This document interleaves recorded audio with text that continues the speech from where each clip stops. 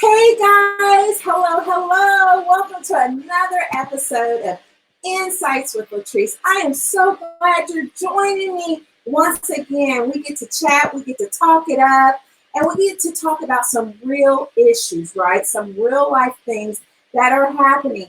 As you know, this is, or maybe you didn't know, this is Mental Health Month. May is Mental Health Month, so you know I'm going to bring it hard. Now, today, again, is another, I say every episode is special, but it really is because I think not only does it speak to me, but it speaks to the heart of my listeners. So I hope you guys are really getting something out of each episode. That's my prayer. That's why I do what I do and have this platform because I want it to impact your lives and change generations. So, my guests have been superb, just absolutely amazing. And today is no different. I have a psychotherapist that is here, and she is just, I want to say I've known her for maybe a little under a year, possibly, or something like that. But she's amazing. And the thing about it, a lot of times doctors or therapists or anyone in that professional can be very intimidating. But what I love about her from the first time I met her, she was just so welcoming.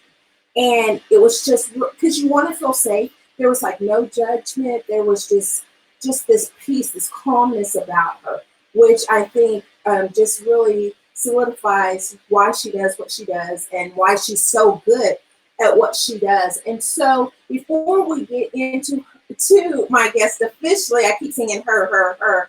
But I want you to make sure you're following me because I'm going to tell you, you're going to listen to this and you're going to be like, oh my gosh, this is awesome.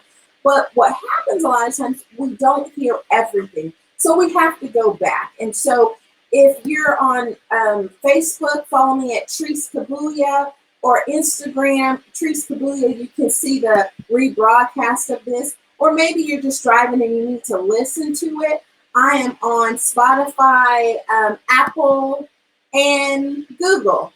Yes, I'm remembering.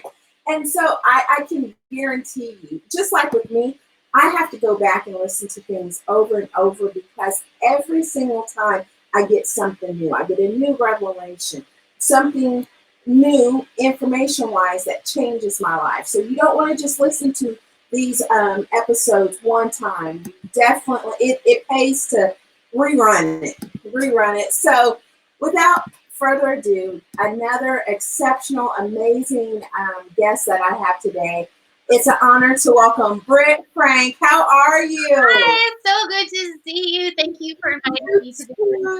You too. And I know you're busy. I know you're still seeing patients through telehealth, right? Mm-hmm. And so I just thank you for taking the time out because I know you have a busy schedule. But let me just say this. You're a psychotherapist. You're a writer, right? You're a speaker. What made you get into this? And you're a trauma specialist. I am a trauma specialist. What made you do that? What was it about it that just said, this is my connector? Well, I was a hot mess and my life was a disaster and it was just chaos. And I got help and I got better. And I'm the kind of person where if there's something that I like, everyone's going to hear about it. And so I actually changed careers, and because all I wanted to talk about was trauma and mental health and being well and having healing. And now this is what I do. So it got birthed out of my own need.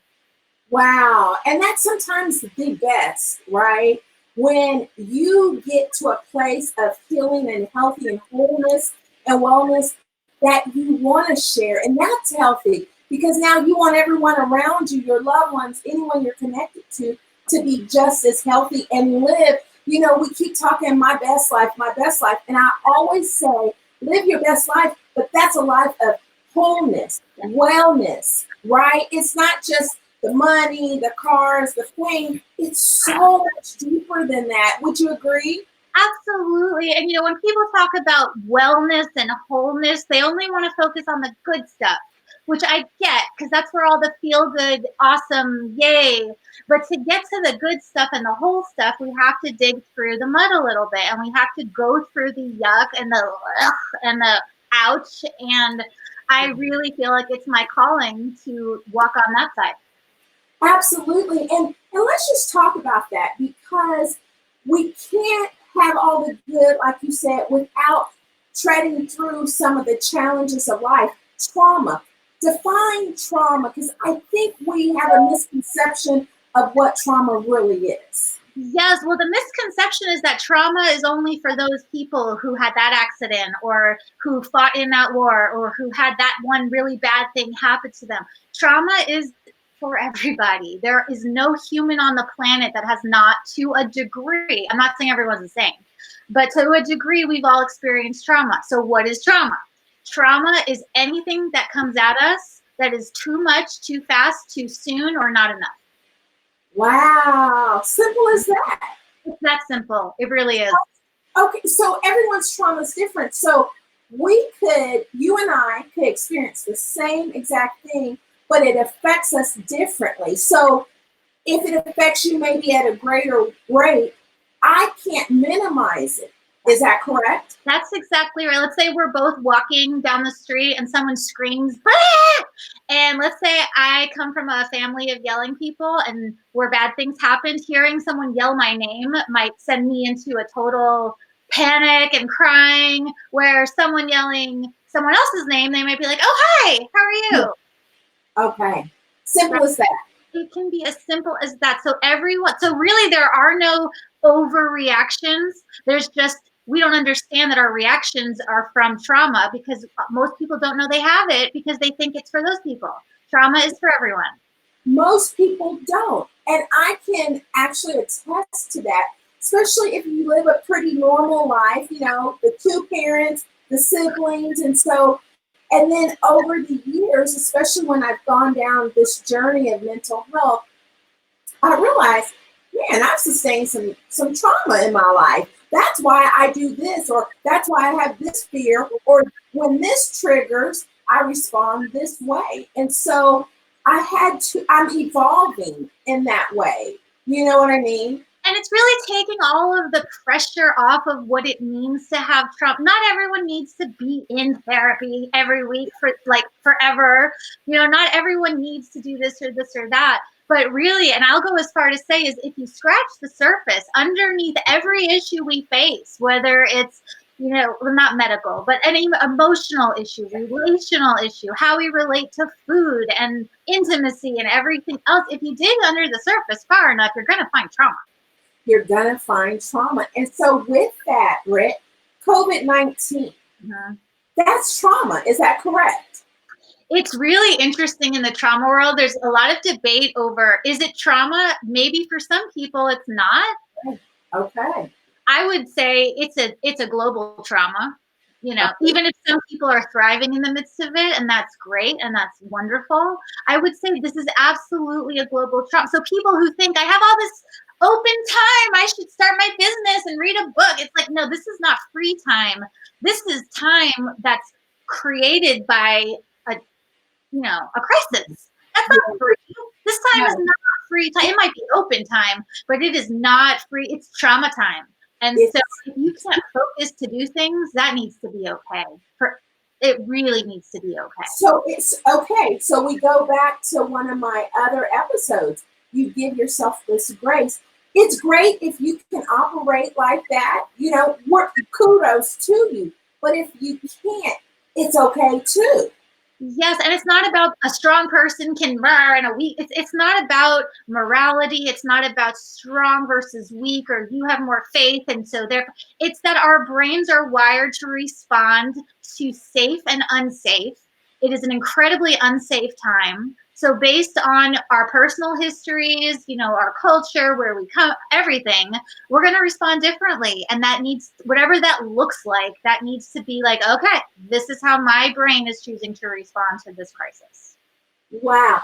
So that is so interesting, because I know growing up, just in my environment, it was always the minimizing, because, or they would say, Trees, you're so you have so much drama.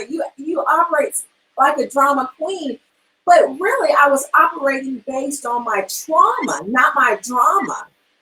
Right? So I have a post I need to put up. I've made it, but we really need to stop calling people drama queens, because all drama queens are trauma queens. You can't have one without the other. And that doesn't excuse all behavior. It's not like, oh, I have trauma, therefore I'm going to be able to act crazy. Right. It does explain it. And in order to change anything, we have to understand it and give grace to why things are the way they are. Otherwise, nothing changes. But all drama is because of trauma. And with that, there's all levels of trauma, right? I know there's like the just one incident trauma. I'm still learning all of this. Speak to that, because sometimes people may say, well, yeah, I did have that, but I'm okay, So what's that? Right. And for people who had a thing and they're okay, if they're okay, then that's fine. Then that's awesome. If your life is working for you and you don't have issues with relationships, with any, cool, that's great. So trauma can be a one-time thing. I was in an accident or whatever. Or trauma can be an ongoing little things over time. It's kind of like little drips of not great, whatever, over time. And that would be a chronic trauma. There's medical trauma, and people don't realize that going in for medical procedures can actually cause all kinds of emotional, mental stuff. That's medical trauma. There's relationship trauma. There's betrayal trauma. It's not just it's this or it's that. Everything that, it can fall into the different categories. But yeah, trauma doesn't always have to be one thing, and trauma can be caused by good things. It's not always bad things. So it's why lottery winners historically have had trouble, because anything that's too much or too fast can be traumatic. So, okay, let's say I get a huge promotion and now I'm making all this money and I'm taking my kids and now we live in a whole new city and we live in a brand new house and they're out of school, but now I'm working 100 hours a week. It's not bad. It's not like, oh, poor me, I have so much now. But the fact is that trauma can be caused by good things. Anything that's a big change in how we are familiar can land as not okay and unsafe. And so we actually can be traumatized by good things. I have never heard that, and it makes perfect sense. Perfect sense. So, and I'm already getting the cue. We're running out of time, but let me ask you just about 2 more questions. So, how long does trauma last? Is that based on the person and the process, or is it just get over it type of thing? Well, I'll say this. If we were able to just get over it and move on, I wouldn't have a job. And so if people could get over it, they would. But there are a lot of things happening in our brain. So I liken it to driving a car. Like you don't need to know everything about cars, but you need to know where to put the key and which pedals do what. And if you don't know those things, you're not going to be able to drive. So in order to heal from trauma, you have to know just a few things about how it all works. And how long does it take to heal? It totally depends. Wow. And then on top of that, what are some things, because for those who are saying, COVID-19 is definitely trauma, what are some things that you can help to maintain this thing? Yeah. So the biggest thing with COVID-19 is this lack of control and this unknowing. It's what's going to happen. What's going to happen to our health, what's going to happen to the economy, and we don't know. So when there's that kind of unknown lack of control going on, look at what can you control. Okay, I don't know where the economy is heading, but what is in my power and in my choice to do today? How can I choose today to feel a little bit less unsafe? I won't even go to feeling good. How can I feel a little less bad, a little in control, a little less unsafe, and that will go a long way towards being able to have resilience when this is all over. Wow. So one last thing, what is one insight you would give the listening audience? I know this has went fast and we really didn't get to dig in our heels like I wanted to, but it always happens this way.